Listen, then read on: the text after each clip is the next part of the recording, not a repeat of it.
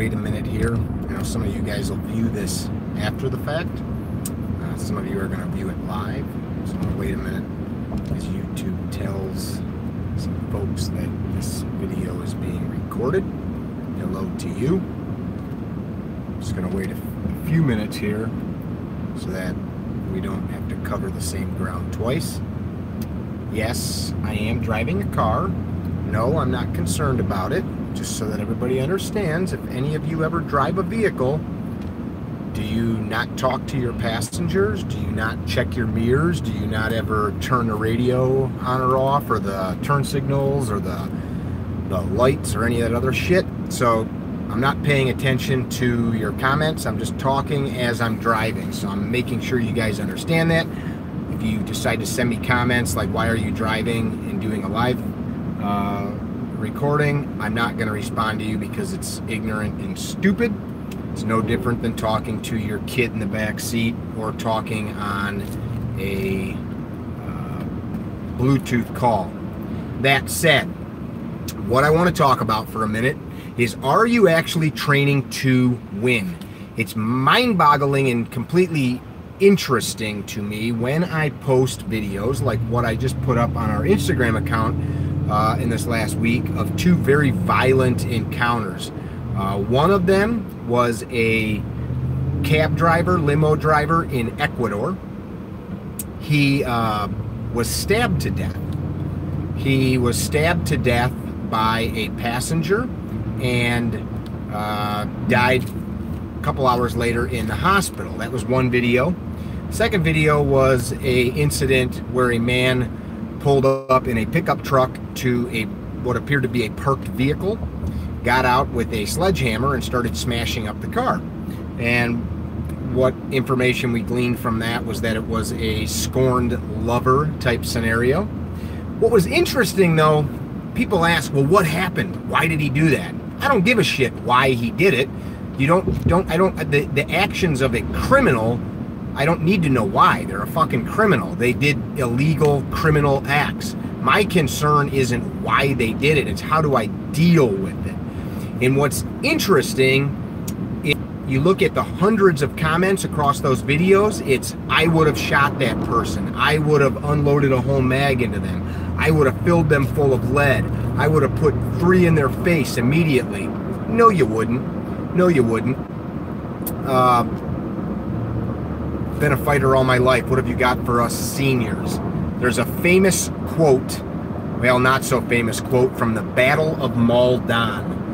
In the Battle of Maldon, the quote says this: as our might lessens, our heart and mind must grow the bolder.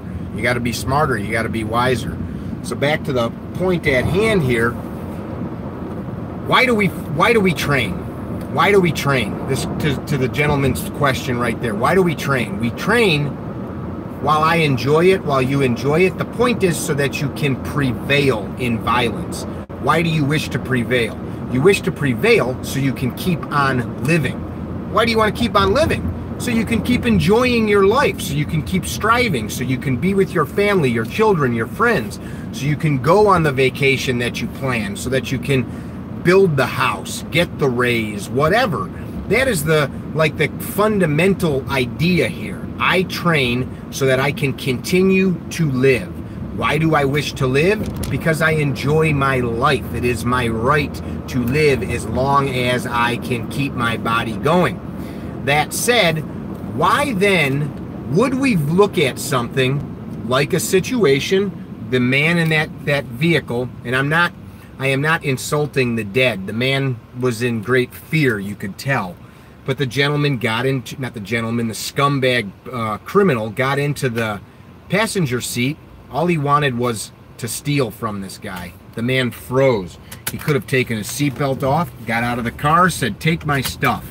I don't want to get into the semantics of it was a place in the world where it's not so easy to, there's not things like insurance and such. Those are all great things to talk about.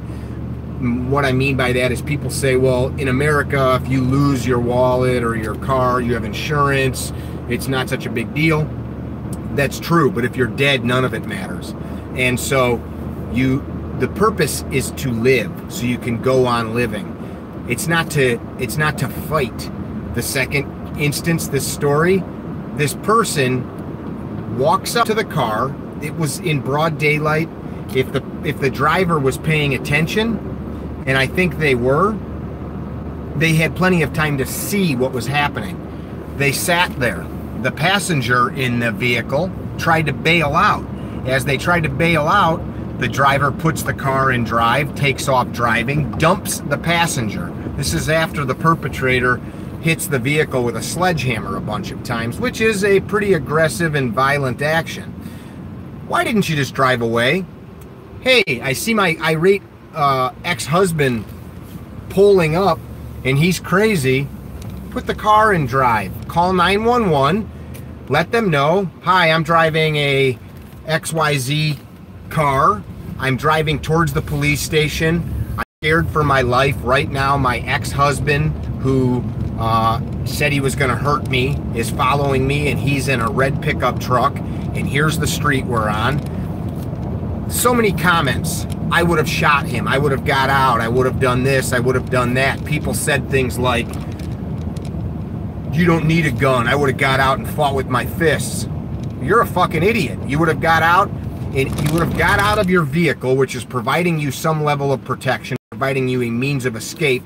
It's providing you a very big weapon. My truck right now is a very big weapon.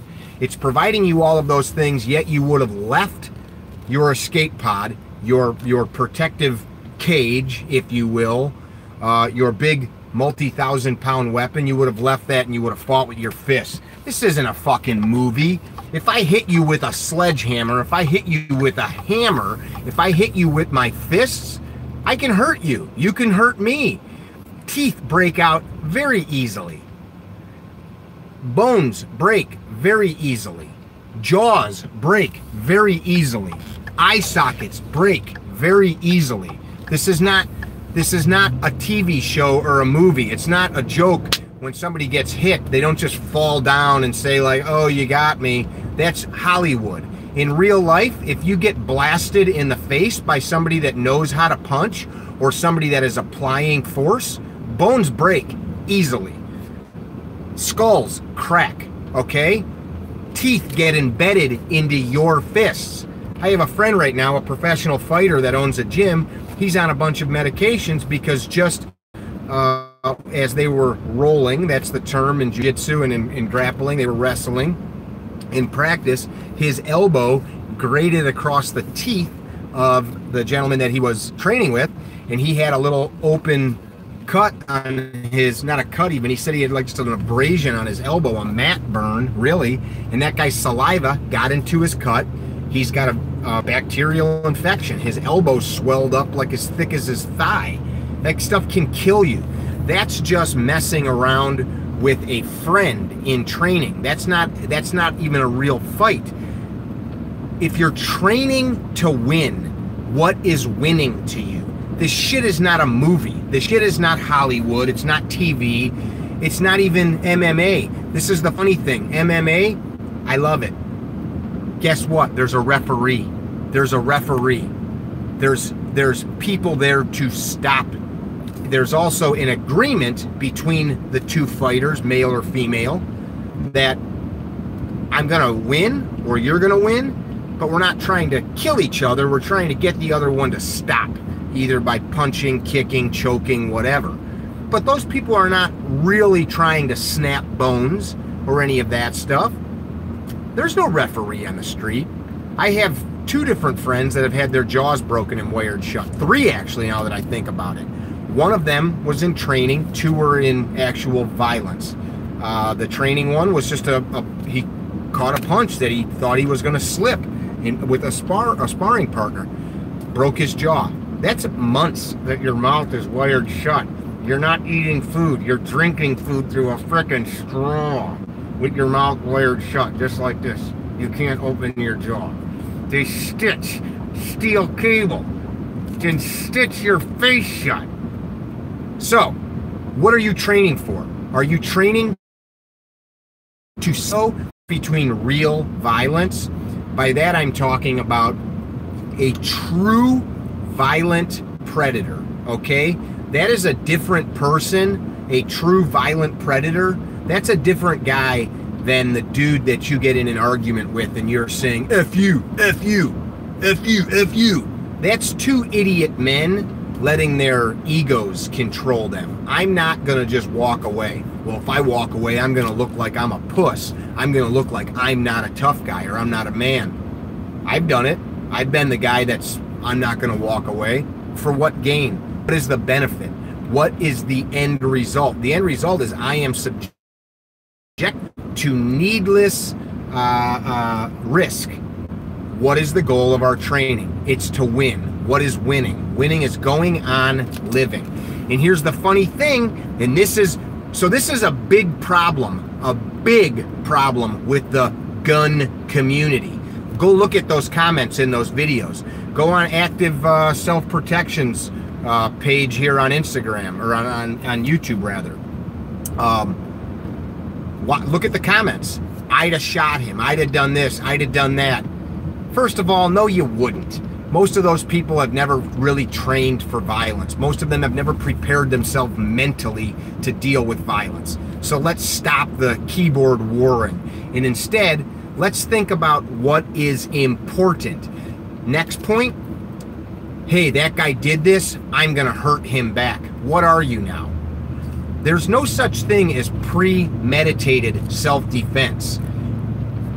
You no longer have a ability to claim self-defense if you're no longer in jeopardy. So if you could show that you could get away, for example, if you're on a jury and there's a video like we just saw and you could have just put your car in drive and drove away, yet you got out and started fighting with somebody and you killed them, don't you think that the attorney that's trying to stick it to you is going to say, ladies and gentlemen of the jury, I propose the driver could have just put the car in drive and drove off, but they choose not to. They chose not to. They chose to get revenge. They chose to be judge and jury. They chose to be the executioner, and they took it into their hands to take their seatbelt off, exit their vehicle, draw a weapon, and fire. That's exactly what would happen. So when you hear these instances, it's so silly to me where people say if you use your firearm in self-defense, you're going to jail. No, that's not true. Usually when that happens, 95% of the time, there was some extenuating circumstances, meaning the person didn't quite have to do what they decided to do. Claiming self-defense is not the same as truly defending yourself. I'm not saying run away from every fight. If you can't, you can't. If you can, why would you not? That is like if a house is burning down and it's a lost cause, meaning it's going up in flames, why would you sit there and try to fight the flames? If there is violence that's about to take place and you know it, why would you not leave if you can? That right there is the difference between immaturity and maturity. That is the difference between ignorance and wisdom. If what I'm saying to you makes you want to argue with me and tell me why I'm wrong, you're immature. That's not me being mean. That's not me calling you names. It's me being factual and telling you if you wish to live, and if you are actually training to live, to tonight, your wife, your husband, start to think about what it is you're really inputting into your brain. Violence is definitely not always the answer. Now let's talk about that. Sometimes it is. And if your training is not preparing you to immediately flip the switch, that just happened, now I do this. You understand? Now I do this. And there's not a damn thing that you have to think about. If your training is not taking you to that point for when that time comes, you're not really training to win either. It's not just about pulling your gun out and shooting, because most of the men I know are going to take that gun away from you and shove it up your ass. Most of the men I know and train with, You might shoot them, they're going to kill you. And I'm just talking about in general, the mindset. You could say you're a bad mofo. Most of the dudes I know and train with, they're going to win. And it's not because my friends are tougher than your friends. I'm saying in general, the things that we feed to our subconscious, the way that we train ourselves, the way that we instill the course of action that we will choose in a certain instance. Here's a perfect example in our daily lives. I'm not talking about being violent. We all have some set points, right, where we lose our cool. For some people, that's very low. You get angry because you're impatient and somebody doesn't go fast enough in traffic, and now you're angry. Now you're pissed off. Now your day's ruined. That is a very low threshold for anger. Somebody else, it may take days and days of somebody pushing your buttons, and all of a sudden you finally snap. Somebody that is not aware, that is immature, that is ignorant to what is, they don't recognize when those buttons are getting pushed. And next thing you know, they're angry and they don't know why. Or they're angry and it doesn't matter. They let themselves cross that threshold into anger. Again, I'm not making a direct analogy to violence. I'm making a comparison so that you understand how this training actually has to take place. So now, here's a goal. I'm not talking about myself. I'm making generalities. Here's a goal. Okay, I've realized that I lose my temper when XYZ happens. Here is a goal. The next time I feel whatever it is, my chest tighten, my teeth grit, I hear my ears start ringing, whatever those symptoms are in you, I'm going to do something different. I'm not going to give into my anger. I'm going to take a couple deep breaths. I'm going to remind myself that life is short and sweet, and that every time I give into anger, I am showing myself that I am not yet an adult, that I am not yet a mature, rounded person, because I'm giving in. And then, when that thing happens, you act on it. You deploy your plan, which is, I start to feel the anger building. I'm not going to give into that. I'm going to breathe. Yeah, life's good. I'm going to turn some happy music on, and I'm going to genuinely force myself to change directions so that I do not continue down that same course of action. All right, now let's apply that to a million other things. Violence. If XYZ happens, if somebody I know to be a problem in my life, like a scorned lover that has already told me that they are going to cause harm to me, tries to approach me from behind in an aggressive manner, I'm going to do everything I can to get away. Period. So, when I look in my mirror and I see that person pull up, the immediate response is I put the car in drive and I peel out. Nothing else to think about. Same scenario. If I find myself cornered by somebody that causes me fear, I'm going to do one thing. First thing is, stop. Second thing, if they do not cease their forward movement, I am going to draw my weapon and I'm going to tell them, if time allows, stop or I will deploy this weapon to stop you. If they continue to engage, I will tell them to stop as I put holes into them. Now, I'm not saying you just shoot somebody because they're walking towards you. I'm saying you create these set points in yourself. That your training is not just how to manipulate guns. See, that's the thing. Somebody said to me the other day, they were talking about needing to have a weapon. That's the most important factor. And I said, actually, it's not. The most important factor is your mindset. It's your faith in yourself. It's your ability to be at peace with knowing that you will do the right thing at the right time when you need to. The person said, okay, well, then the second most important thing is having a gun. No, it's not. A gun's just a tool.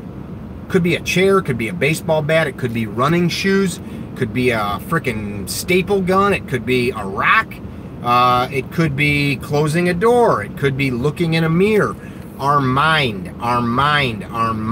is what separates us from winning and losing. Our mind, our ability to process information, it's our resourcefulness. The gun is meaningless. So your training When I say meaningless, I mean guns break. Guns get taken away from you. You can't draw it. The gun went empty.